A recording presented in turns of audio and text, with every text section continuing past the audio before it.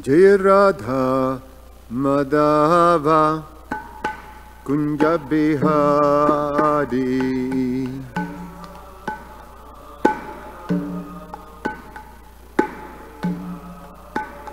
Jaya Radha Madhava Kunja Bihari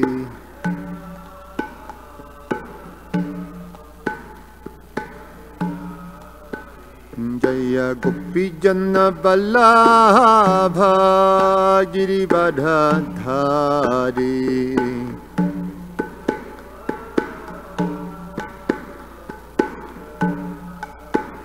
Jaya Gopi Jana Vallabha Girivardhari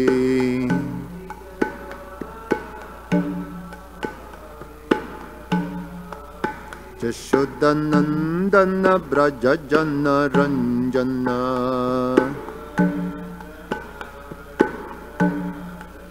Jashodanandana Braja Jana Ranjana Jamuna Tira Vanachari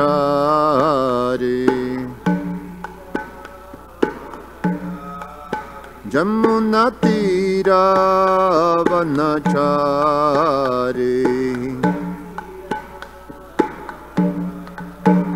Jaya Radha Madhava Kunja Bihari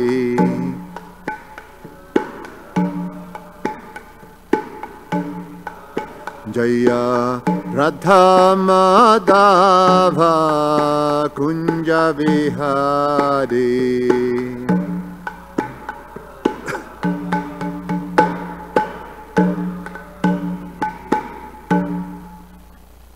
Jayam Vishnupat Paramahansa Parivrajacharya Ashtotarashata Srimad His Divine Grace A.C. Bhaktivedanta Swami Srila Prabhupada Ki Jai Jayam Vishnupat Paramahansa Parivrajacharya Ashtotarashata Srimad His Divine Grace Bhaktisiddhanta Saraswati Goswami Maharaj Srila Prabhupada Ki Ananta Koti Vaishnava Vrinda Ki Garantarashmam Bhagavatam Ki Nitai Gaura Premana.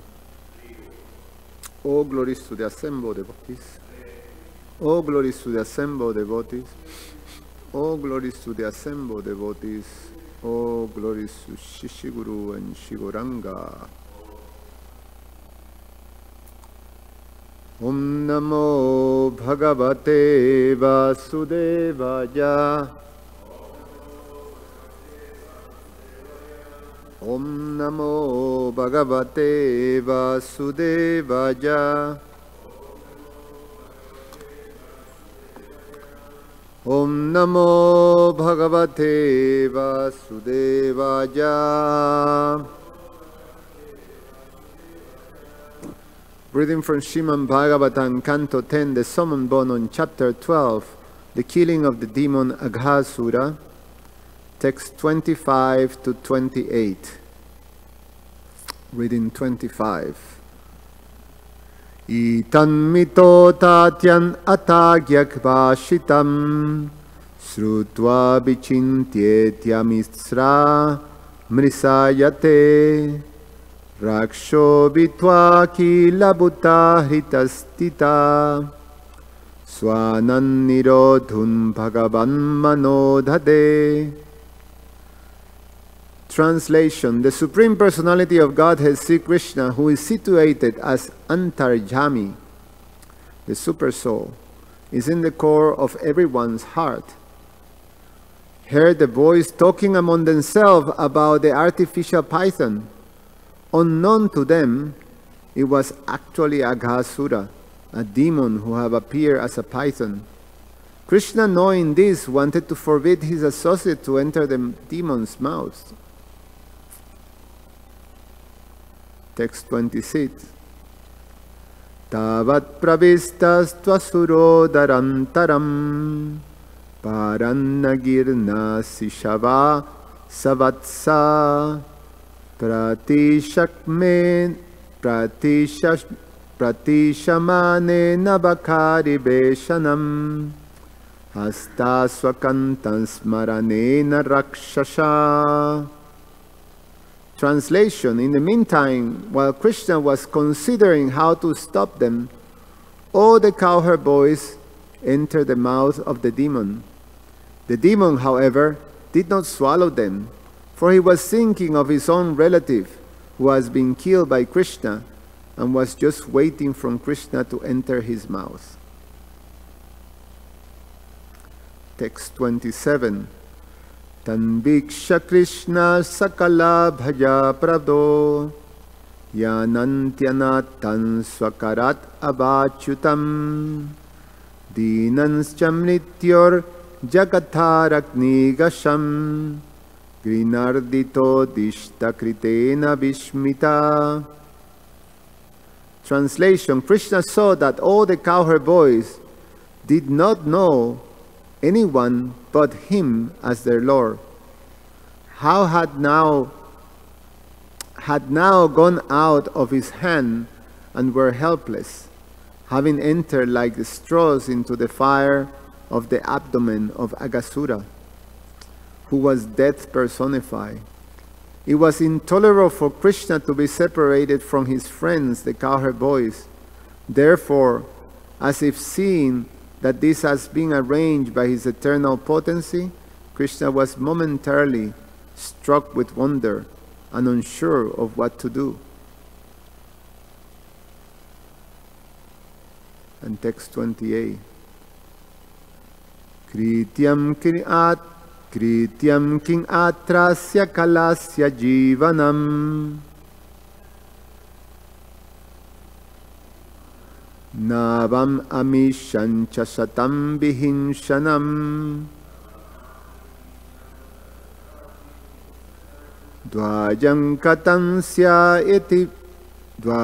katatsyat iti samvichintya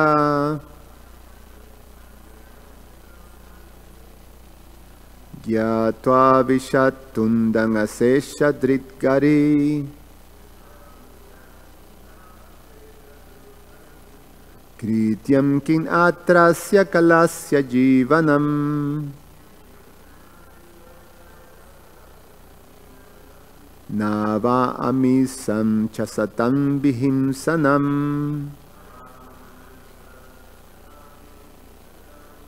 dvajam katang syat iti samvichintya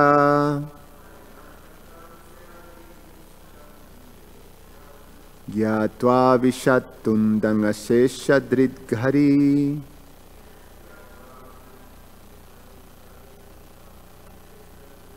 Krityam kinatrasya kalasya jivanam navat amishancha satam vihinshanam dvajam katam syat iti samvichintya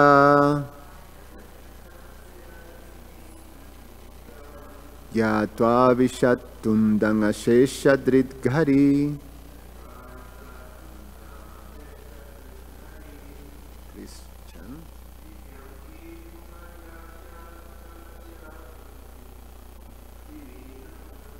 Krityam kinatrasya kalasya jivanam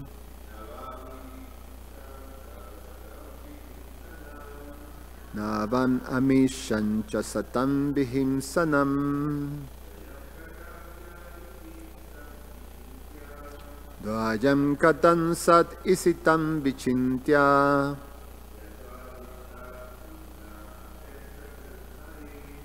dvajam vita tundana shesha dritgari.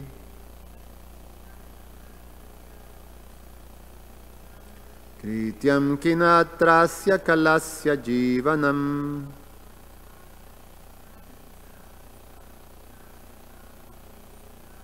nava amishancha satam vihinshanam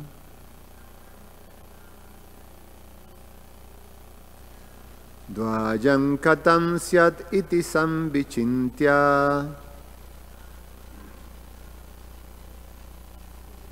Yatva vishatundang ashesha dridghari Krityam king. What to do? Atra, in this situation, asya kalasya, of this envious demon, jivanam, the existence of life, na, there should not be, va, either, amishancha, of those who are innocent, satam, of the devotees, bhimshanam, the dead, dvayam, both actions, killing the demons and saving the boys, katham, how, syat, can be possible, iti samvichintya, very perfectly thinking about the subject matter, gyatva, and deciding what to do, avisat, enter it, tundam, with the mouth, within the mouth of the demon, ase sadrik harihi, Krishna, who has unlimited potencies, could understand past, future and present. Translation and purport by His Divine Grace A.C. Bhaktivedanta Swami Srila Prabhupada Ki Jai. Now, what was to be done? How could both the killing of these demons and the saving of the devotees be performed simultaneously? Krishna, being unlimitedly potent, decided to wait for an intelligent means by which he could simultaneously save the boys and kill the demon. Then he entered the mouth of Aghasura. Purport. Krishna is known as Anantavidya Sarvagya because everything is known to him. Because he knows everything perfectly well, it was not difficult for him to find a means by which he could save the boys and at the same time kill the demon. Thus, he also decided to enter the demon's mouth. Om Jnana Timirandasya Jnanan Jnana Shalakaya Chaksur Ummilitam Jena Tasmai Sri Guruve Namaha Namo Vishnupadaya Krishna Prasada Srimate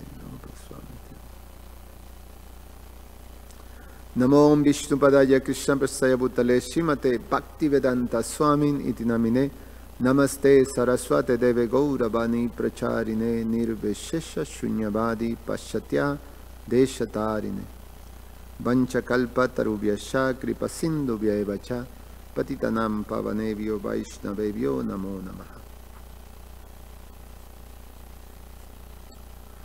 So there is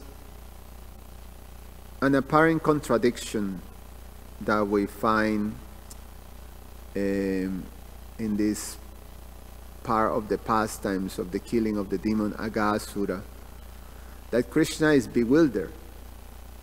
Krishna, well, bewildered may not be the exact term to describe, but he had to figure it out. He was not, there was a moment of not understanding, and then he had to figure it out. One thing, he was sort of taken aback or surprised by the behavior of the cowherd boys, that they were so carelessly entering into the mouth of this demon. And he was hearing everything. He was hearing the conversation of the cowherd boys. So the cowherd boys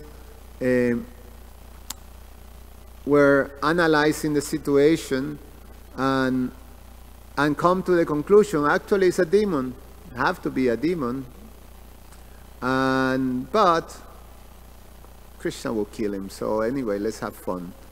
So in one sense, they were, like yesterday I was saying, they were acting a little recklessly, but because they have such a confidence on Krishna's protection that they were fearless. So, but the behavior itself sort of surprised Krishna. And in fact, because he knew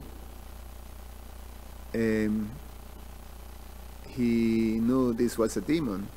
This is Agasura, which is the younger brother of both Putana and Bakasura. So, such a family, big time demons. So Krishna knew this is a demon. So he wanted to tell the boys, stop, don't do that. You know, it's dangerous. This demon is there to kill us.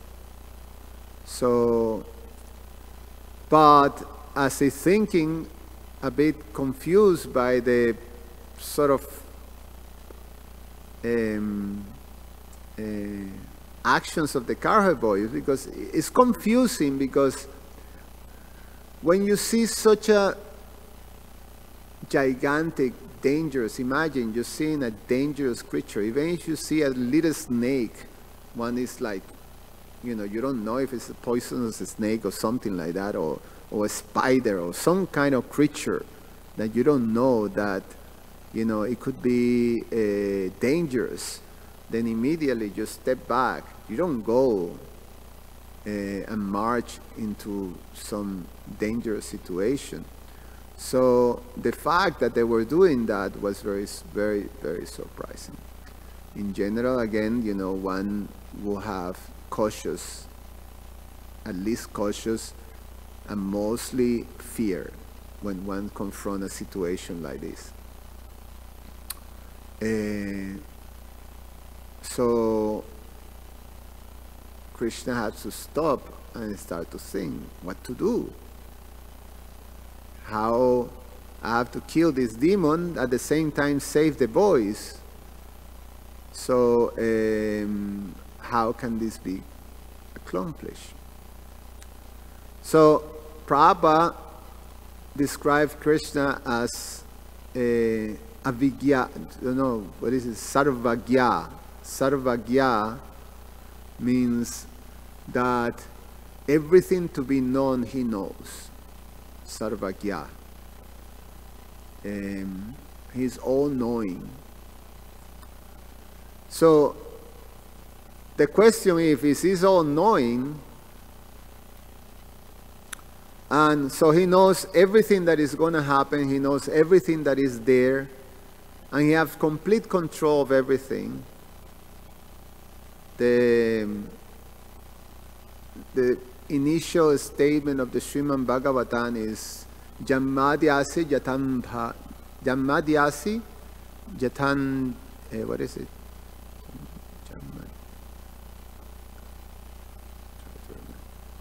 Jammadhyasi Jaton Vajat Itarastas Chatersu Avigyaswara. So this avigya, also all-knowing, but swara means independent and in full control. So if Krishna is in full control of everything, he knows everything, everything that is going to happen, then one can ask, how he can perform lila and actually have some fun.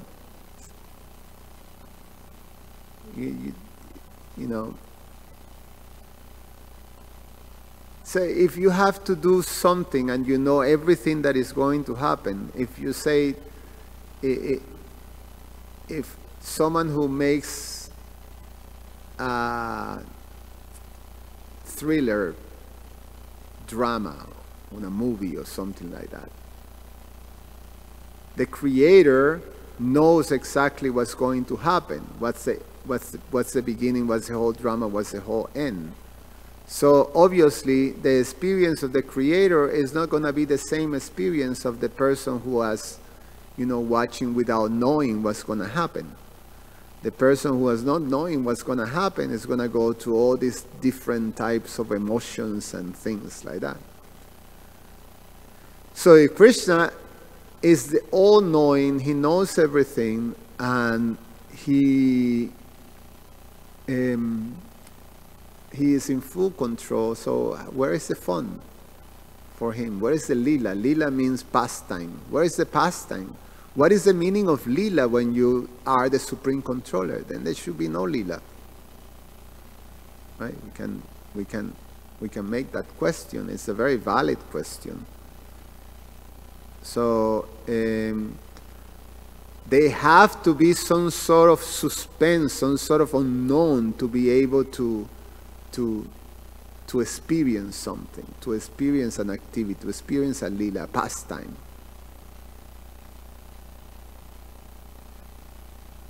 So, and then we see that in this situation, we see that actually Krishna is experiencing a moment in which he doesn't know what's going on, and he has to figure it out. So that tells me, okay, so then how can he be all-knowing and all-controlling and all like that if he have that situation? And so the Acharyas tell us that this simply part of Krishna's inconceivable greatness, that he can do all those things. Or another definition of Krishna, of the truth about Krishna, is that all contradictions becomes solved in the absolute truth. All contradictions becomes resolved in the absolute truth. So the absolute truth can be simultaneously one and different, can be simultaneously all knowing and not knowing.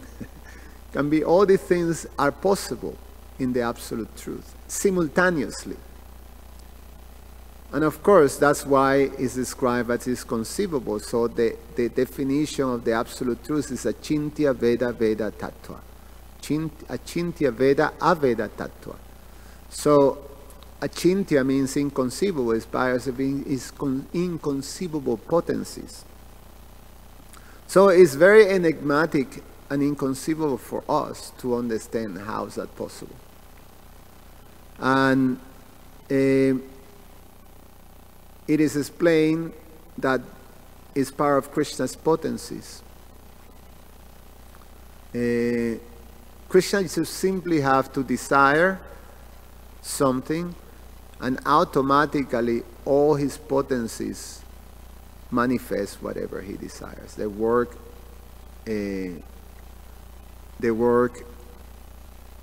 almost, they're in full control, but they're complete. It's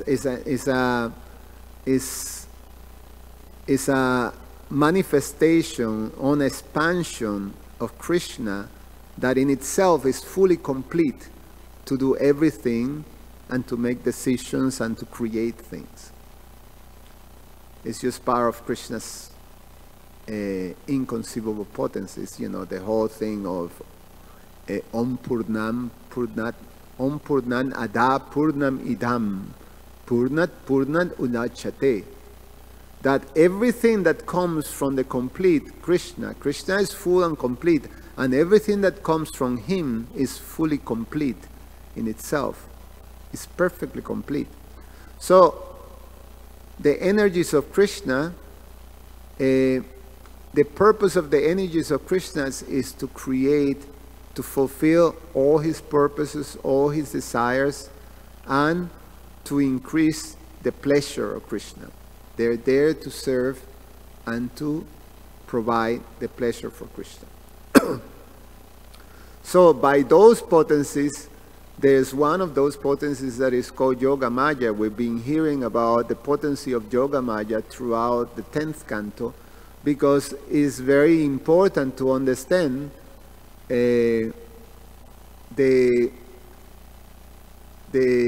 pastimes that Krishna himself experienced along with his devotees in Vrindavan. They all control and rule by these Yoga Maya potencies of the Lord. So the Yoga Maya potencies enhances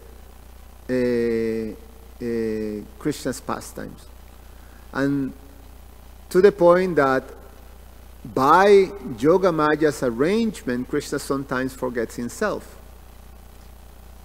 and it happens throughout his pastimes in Vrindavan. Sometimes he forgets, like in this case, he just got confused, and he had to stop and figure it out, how he's going to deal with this situation.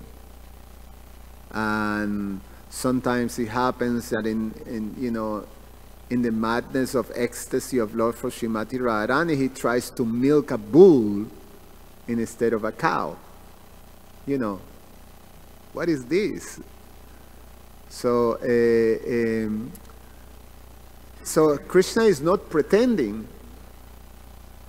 This is not that he's pretending to, he's acting like this. He's like an actor, and he knows the script, and he knows the end and the end. No, he's not pretending. He's actually experiencing. He's experiencing bewilderment. He's experiencing sometimes all these different emotions that are there, and they're meant to increase. These are the arrangements of Yoga Maya to increase Krishna's pleasure. It's all meant for Krishna's pleasure. So there is suspense in Krishna's pastimes. There is some unknown, and although it's perfectly controlled by Krishna through his energies, also Krishna experienced simultaneously this suspense and this unknown. So he is all-knowing, Sarvagya, but at the same time he experienced these things. So the contradictions are reconciled, and that's how can we understand the personality of Godhead. So in this case, Krishna enters the mouth of Aghasura, and we hear more of the pastime as we go.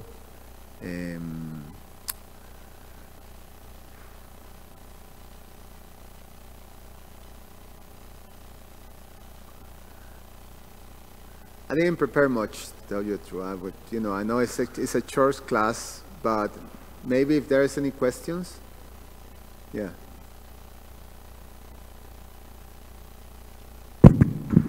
Thank you, Subala.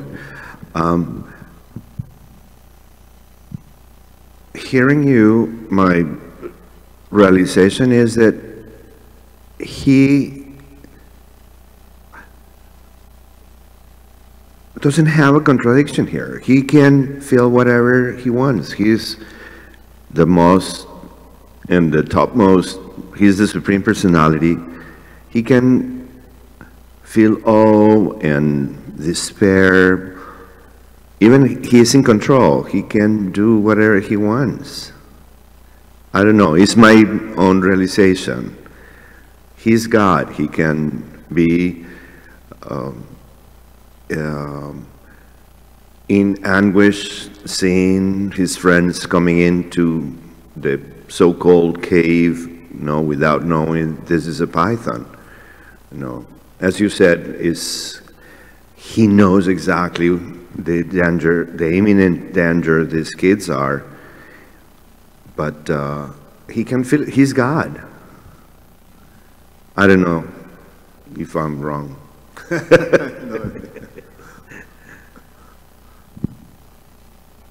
So, God, yeah. so probably the contradiction is not existent. He can be whatever he wants. Yeah, but the beautiful thing is that then it's a very important point to understand, because people get confused. You know, especially when Krishna performed these human-like pastimes and he actually experienced this type of thing, then people think, oh, this is just, you know, sort of almost like a fantastic narration of just a regular human person. So, what is it? That mudhas don't understand Krishna's position because they think he's abhajananti man mudha tanusin, what is it? Manusin tanun ashrita. That people think, foolish people think that Krishna is just like a human. Because they see we all humans, we don't know. We have to experience life like this. There's past, present, and future. We don't know these things. So there is Krishna experiencing all these things, all these emotions, bewilderment, confusion, happiness, sometimes distress, sometimes Krishna cries, sometimes Krishna laughs, sometimes Krishna have a headache, you know, that type of thing. So if we don't have the proper understandings and guidance, Exactly. and the proper siddhanta, the proper teachings to understand this inconceivable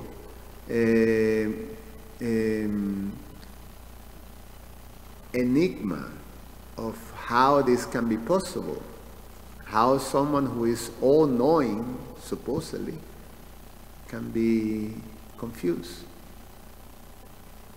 It doesn't make sense. It doesn't make sense from the perspective of our experience in the material world. The same thing of people trying to understand what the classical thing that we hear, what bad things happen to good people. You know, the whole thing of how can God be all good and all powerful when there is existence of evil in the world. So all these things, all these contradictions are very difficult to understand for someone who is not guided by transcendental knowledge. So that's the important lesson. Without that, there's no entrance into Krishna's pastimes. There's no entrance into the Srimad Bhagavatam. You can't actually relish it. You don't understand it. It's just a sentimental thing that is even a bit tacky, you know. It's a Bollywood movie. Yeah. That, you know, is a you have no entrance. But when we are guided by transcendental knowledge, then all this amazing pastime, this opens, we have entrance just to appreciate and to become attracted and purified by it. And that's the beauty of it. That's the important. And that's how the gratitude that we have to our Vaishnava acharyas that are, you know, Srila Prabhupada is giving us this opportunity. Otherwise, how in the world are you going to understand this? That's impossible. There's no question. You can't understand this. It doesn't make sense. So the people, the Mudas, then they think, well, either is the narrations, is exaggerated narrations of human things, or is mythology, or is, you know, things like that. You know, they try to explain it because, you know, it doesn't make sense that this exists. It's okay, it could be possible.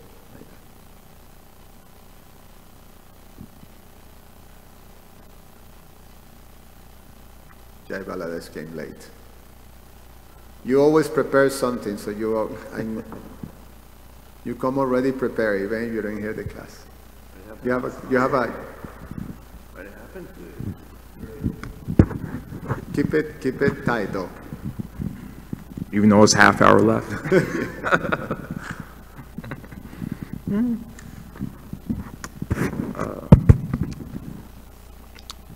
The one thing that came to mind in this, I'm glad I made class, first of all. Yes, It seemed like you're ending a little bit early, so. Yeah, I didn't prepare very much. It was my fault.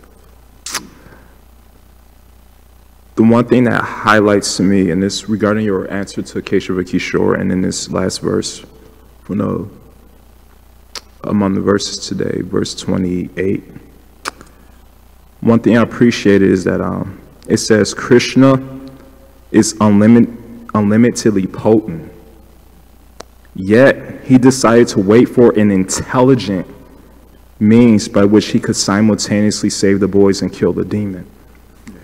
Now, Krishna, he's God. He doesn't have to think before he speaks or think before he does, because whatever he does, he doesn't have to worry about a reaction, a karmic reaction or some type of reaction, which I really appreciate. But he's setting an example for us many times, playing a part of a ordinary human being. At the same time, there's many passages where he reveals that I could do whatever the heck I want. From the flip side of the coin, we have no potency. And we don't think before we speak. And we're entangled in reactions constantly, repeated birth after birth. Why? Because we're stupid. And that's really one point I appreciate about this. And maybe if I had to ask a question or maybe expand on this point, is that Keshav, bring it down, just number one, a little bit down. Just a little down? Yeah, it's loud. Yes, Jai Balades, sorry.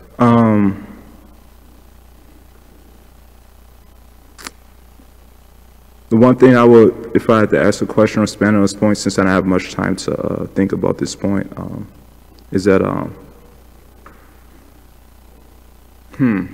there's a quote by, I forgot who it's by, but it says, wise men speak because they have something to say, fools because they have to say something. And there's another quote that says, 90% of all human wisdom is the ability to mind your own business.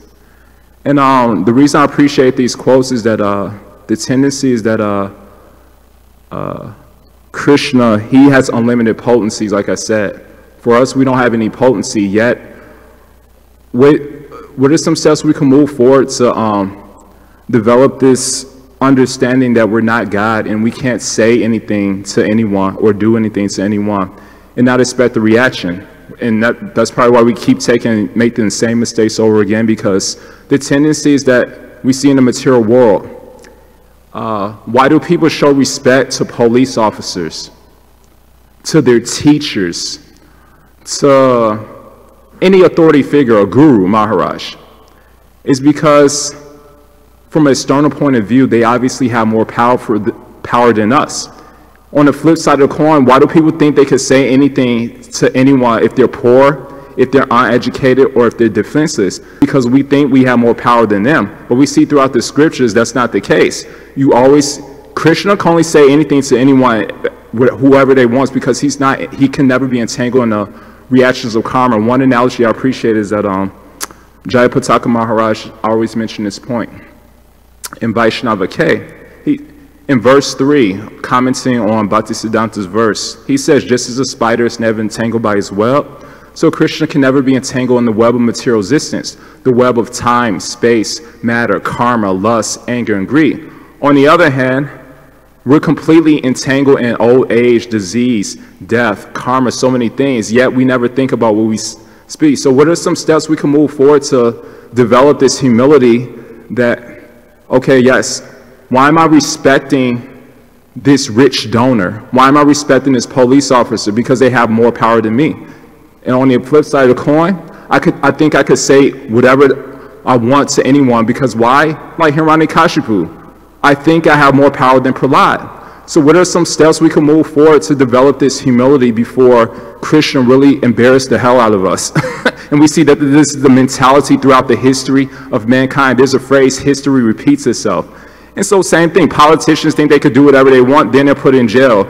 Religious leaders think they could do whatever they want, then they're removed from power. Same story. So what are some steps we could move forward to not repeat the same arrogant, mistakes?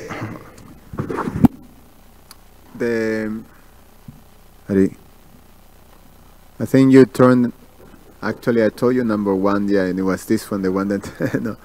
So this one goes up, number 2 is the one that comes down. Hari Hari, Krishna Krishna, Krishna, go up, number 1 up,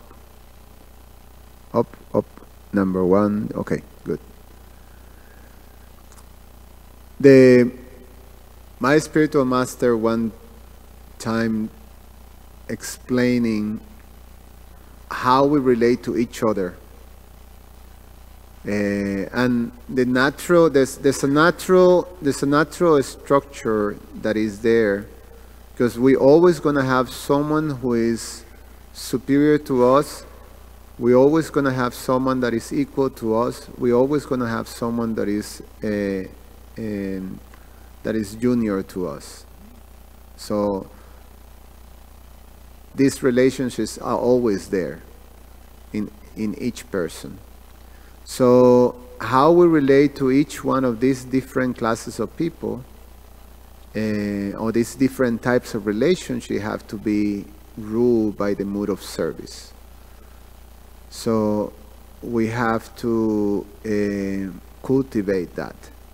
So when we relate to an inferior, or someone who is junior to us, or someone who is less, who have less experience, in your example is less power, but we can generalize it more. It's just someone who is junior to us. We relate, we to those persons we extend ourselves. We give protection, we give instructions, we give that type of thing. But when you do it, it's not in the mood that I'm superior to you, but I'm doing it in the mood of a service. Actually, how I can benefit this person, what I can do for this person to actually to extend, to see the betterness and to provide, or to, that type of thing. Among peers, equals, same thing. We deal with each other with the mood of service. And with superiors, same thing. We submit ourselves, we take instructions, we take guidance, and that type of thing. So the mood of service goes along with a culture of respect, which is something that, for us in this modern world is like is a contrary. We're growing more and more in a culture of disrespect, in a culture that doesn't value that too much, because we're so we're so trained in a culture of being self-centered that disrespect is just a natural way. It's almost like a tool for survival. Almost, you have to be guarded, and and so someone disrespects you, you react also with the same equal type of disrespect. So it's a culture of disrespect. And for us as devotees, we have to embrace a culture of respect. And even more difficult than that is embrace the culture of not expecting respect towards ourselves. And all gets wrapped up in this mood of service. We do it as a service. We do all these things because we're serving Guru and Krishna and the rest of, people, the devotees and people in general. So it's a cultivation for us. We're just learning a culture of respect and embracing acting in the mood of service. And we're learning, and Krishna will correct us, the devotees will correct us by ordeal. We go through this, a purification process, and as gradually we're becoming more and more comfortable in this culture. We're breaking through, and that's what sadhana bhakti does. It purifies us, and it brings us into that culture. That's the culture of devotional service, bhakti yoga.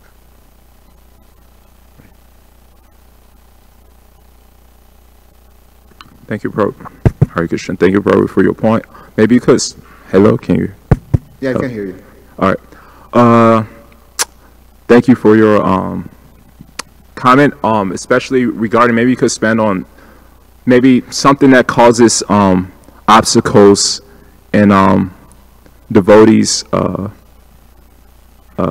relationships, where we have a preconceived notion of seniors, juniors, and equals. One thing that came to mind is that there's so many pastimes. For example, in the last, it's either in the first canto of the Bhagavatam, either the last chapter or the second to last chapter. In that chapter, it describes that when Padisha Maharaj and all the sages were looking for a speaker of Bhagavatam, they picked Shukadeva Goswami. He was a 16-year-old boy, and they were all older than him. And Prabhupada, in that one of the reports, he mentions that one is not a senior just by one's position or one's age. One is senior by one's wisdom, one's love, and one's humility. And Buddha, he said a nice quote. He says, "A man is not called an elder merely because his head is gray. His age may be right, but he's called old in vain. He in whom there's truth, virtue, love, restraint, he was free from impurity and is wise. He is called an elder." And we see that Prahlad was an elder, and Hiranyakashipu was older. And that may be one obstacle between relationships. Just like Lord Chaitanya, one last point, Lord Chaitanya, he told Ramananda Roy, "My dear Ramananda Roy, I'm senior by my position. I'm a sannyasi and a brahmana, and you're junior. You're a sudra, and you're a householder." But he told Ramananda Roy, "Kiba vipra kiba miyasi sudra kane no ye Krishna tapa veta segura hoy." Why are you refusing to instruct me? Lord Chaitanya told Ramananda Roy, "You instruct me," because senior doesn't have to do with one's external position. It has to do with one's humility and one's character. So please instruct me. And the reason I appreciate about this pastime from different points of view is that Lord Chaitanya, a senior, says, "My dear junior, instruct me," from an external point of view. And that's one lesson we could take. And that's what Prabhupada mentions also in chapter 17, verse 15. One should never instruct anybody unless that person has accepted you as their teacher, whether you're referring to junior or senior. So my question is, when we come into an environment and we're trying to advance in Christian consciousness, especially for devotees, this obstacle has happened to many devotees who lived in a temple. Naturally, when you come into a temple environment, just because I come into a temple environment and I'm trying to invest in Krishna consciousness, doesn't mean I disregard the leaders, but that doesn't mean I accept them as my Shiksha Guru or to instruct me. It's just that I'm trying to weigh my options. And the tendency is that, sometimes especially many people who've moved out, they feel like, oh, I'm being bombarded because I'm trying to advance the Krishna consciousness. That doesn't mean I accept somebody as my senior Shiksha Guru. And so what are some obstacles for people who want to make advancement, especially who want to live in temple environments? Just because I want to make an environment doesn't mean, yes, you're senior to me and I respect you, but that doesn't mean I accept you as my Shiksha guru because I don't have that faith. And that doesn't mean you disrespect somebody. So what is a person to do who faces a dilemma? Many devotees told me this. They face this dilemma. And so what do you say to somebody who's faced this dilemma? Yeah, it's almost, well, I would say, just emphasizing that same point that I make back, you know, it's a both-way thing. When there is if we have the mood of service, both from seniors and juniors, especially from the seniors, that we cultivate that mood of service towards the devotee, that is, you know, that there's a sincere, genuine caring. So when that is there, at the end, that always goes through, you know. When we cultivate appreciation and care in a mood of service towards others, then a relationship can develop. And when the ratio can develop, you know, is the natural connection comes, you know. So you may see someone that it may not be your Shiksha guru, but it's someone that you see that, okay, this person has a lot of experiences, you know, and then you know, there is that connection, you know. And same, the experiences that you have, you share with others. So the important thing that we have, and is part of ourselves growing individually and as a community, is to create that atmosphere. And it's a responsibility that we all share to create that culture. You know, as we understand better Prabhupada's teachings, then, you know, we can create that culture in the temple. And it's both ways. It's, you know, it's everybody's responsibility, from senior to juniors. There's a more responsibility on the seniors, yes, because we have to, you know, show the example of you know, show that type of service, caring,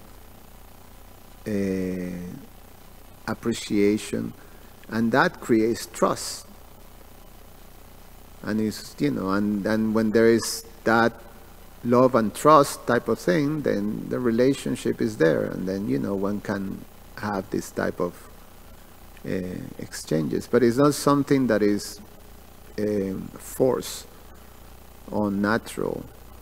We still have some work to do as a community on these things, but we all part of it.